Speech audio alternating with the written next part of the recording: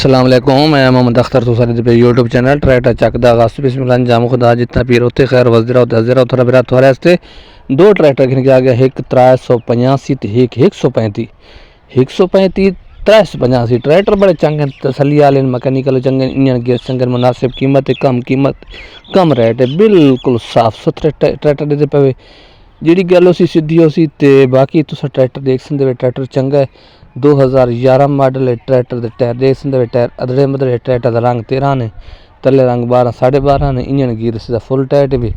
बाकी ट्रैक्टर तुस कंडीशन अच्छी दे पे थोड़े सामने 385 ट्रैक्टर फॉर सेल जिस भाई पास आए रबता करे आवन तो घिन वजे कीमत लोकेशन सब कुछ तो मिल वैसी लेकर ट्रैक्टर तसली ना देख सो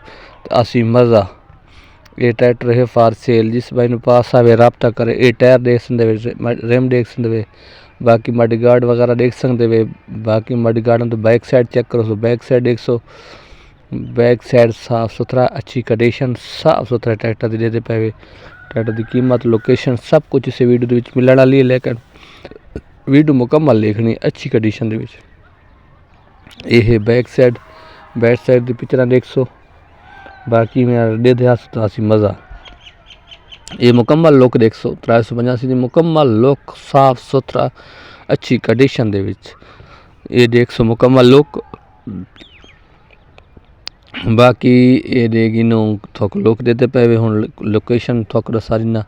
कीमत सारी ना ट्रैक्टर भी चंगा ते बाकी ट्रैक्टर का शो वगैरह सब कुछ ट्रैक्टर की साइड चेक करेगी तुम दूसरी साइड चेक करना ये देख सकते टायर अगले देख सकते बंपर लगो है सामान तकरीबन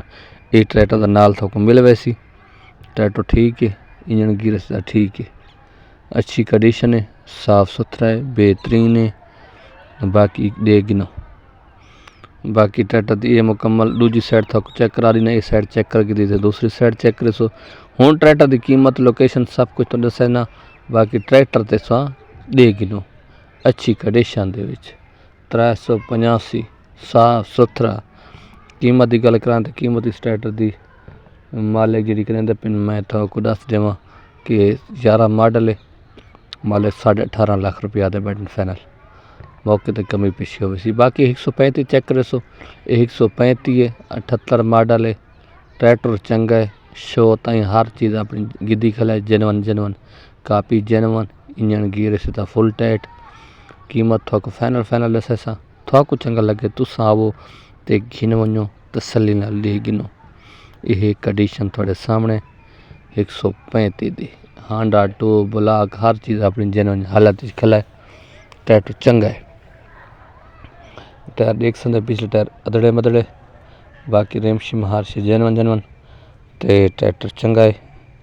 ये कंडीशन थोड़े सामने 135 दी 78-79 मॉडल है तो सेल्फ स्टार्ट है मैकेनिकल चंगा है इंजन गियर ठीक है पंजाब का नंबर काफ़ी जेनवन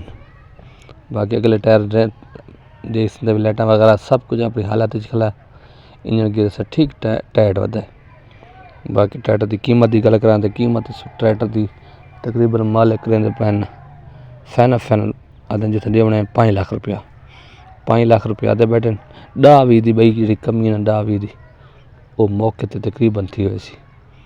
10-20 की कमी थी वैसी ट्रैक्टर चंगा है टायर देख सकते रेम देख सकते कंडीशन थोड़े सामने ट्रैक्टर थोड़े सामने 135 दोहें ट्रैक्टर फॉर सेल तो जै भाई पिछली वीडियो नहीं डिठी वो पिछली वीडियो वन के लिंक तो मिले पिछली वीडियो वन के तुम देख सकते